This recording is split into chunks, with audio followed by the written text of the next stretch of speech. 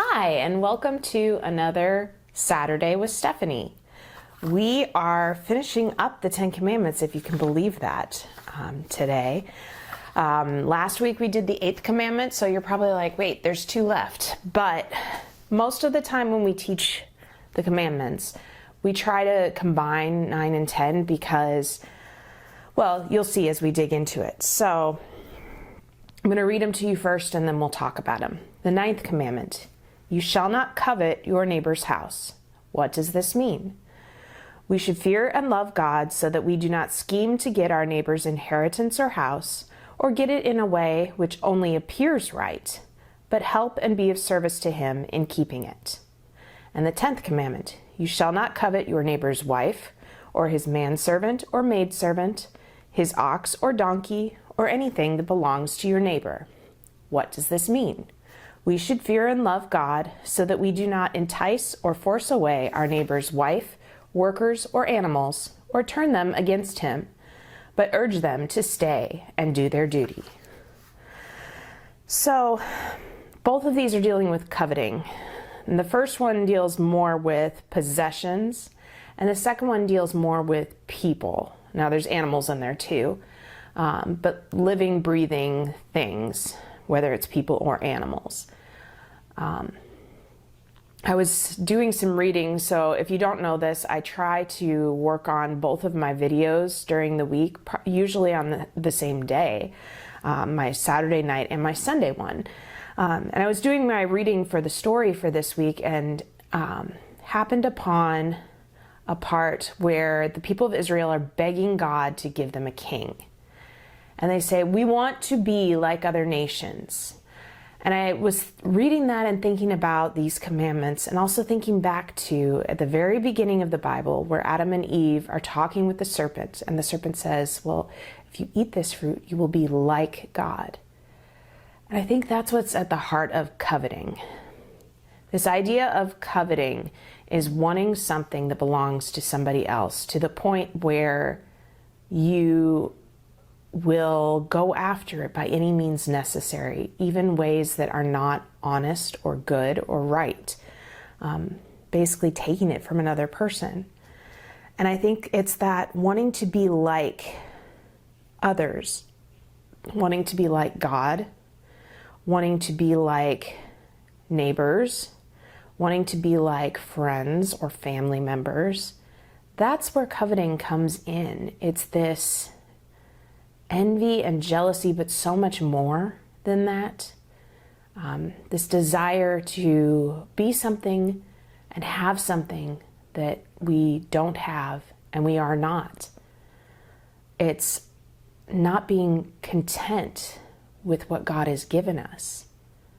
And I find that really appropriate as we're heading into the week of Thanksgiving too. A time of year when in America we take a moment to give thanks. And yet in recent years, we've noticed this idea of Thanksgiving being slowly whittled away at. Thanksgiving is not an inherently Christian holiday per se. It is a national holiday, but one in which we give thanks for the things that we have. And yet we've watched as retailers have slowly shifted their Black Friday sales into Thanksgiving. Up until this year, when the concept of shopping on Black Friday with lots of crowds now seems suddenly like a very bad idea in our current state with the pandemic.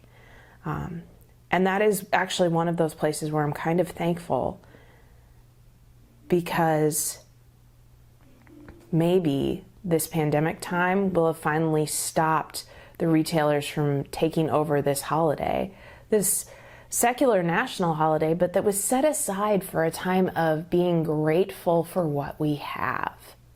And instead it was being turned into a grab for all the things that we want. So maybe this year that will finally change. And I really hope so. For me, it's especially challenging to not be able to get together with family but we've made that decision for the sake and safety of everybody else. But this concept of coveting,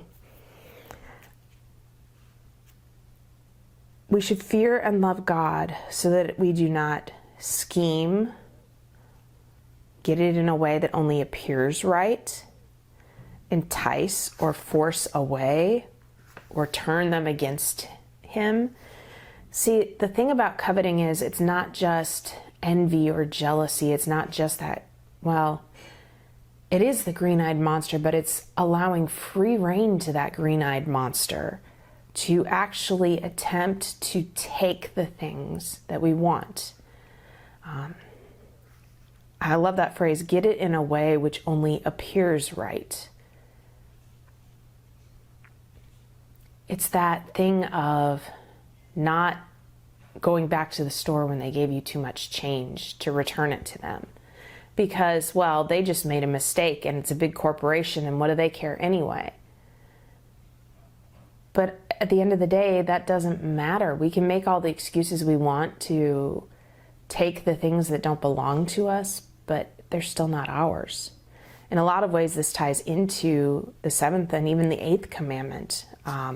When you look at turning spouse and servants and all of that against someone, that's getting into the 8th commandment territory. You see how all these are tied together? They really are, one after another. We talked about in the 5th commandment about not murdering. It's also about not speaking ill against someone.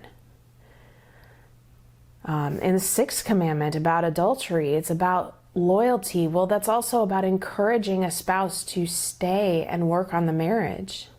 Now, I'm not saying that in cases of abuse that should be the case, but if you are getting entangled in an emotional affair with someone because you're worried about them and their safety, you've probably crossed a line. You can protect somebody without inserting yourself into the relationship. It's so easy to get off on technicalities with these commandments. And the fact of the matter is, as I've said before, none of us can keep them perfectly. It's impossible. We are not able to do it. But what we can do is strive to the best of our ability to keep them out of love for God and love for our neighbor. Remember, that's going back to the beginning, what we talked about. You should love the Lord your God with all your heart, soul, strength, and mind, and love your neighbor as yourself. And we don't keep these commandments because we're somehow going to earn our way into heaven or please God by doing so. We do it as a response to the amazing salvation that we have because of the love of Jesus Christ, laying down His life for us. And we respond by showing that love back to God and to our fellow neighbor. I think these coveting commandments really challenge those technicalities that we try to get off on. Well, it's not really a big deal if I cheat on my taxes or leave out a line or whatever. The fact of the matter is, we're called by God to render unto Caesar what is Caesar's. We're to pay to the government what is owed to them, as much as it might frustrate us. But also looking to our neighbors, and instead of getting jealous of the things that they have, being jealous of the seemingly great looking marriage from the outside when maybe yours isn't doing so great. Being frustrated that your friend has a much, much nicer house than you do, and you can't afford anything else. It's returning to that place of being grateful for what we have, being thankful for the gifts that God has given each and every one of us, instead of playing the comparison game to what someone else has. There will always be somebody who has more or better than you. Always. Look to Adam and Eve way back when. They wanted to be like God. We will never be like God. We can do our best to love others with his love, but we can never be like him fully, not this side of heaven. So we will always find someone to be jealous of.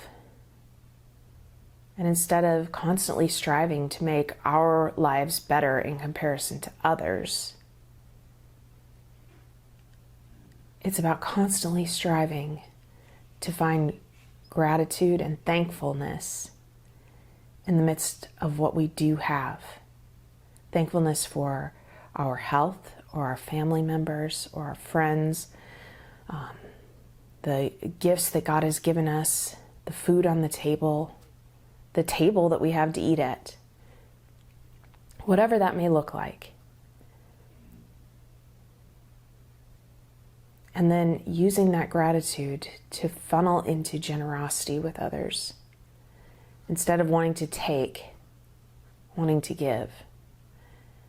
I know it's hard. It's really hard. We want to hold on to what we have and we want to grasp even more. I mean, that's the American way, right? To constantly improve our situation. But what if there's another way? What if there is an option for thankfulness and praise and generosity? I'm going to challenge you with that this week as you head into this Thanksgiving holiday, to set aside time for gratitude, to set aside time for generosity. In the midst of all of the things going wrong in this world, let's be a light in the darkness to shine that love of Jesus. Thanks so much for joining me tonight. I pray the Lord's blessings on the rest of your weekend, on your worship and learning and everything else tomorrow and in the week ahead. Have a great night. Bye.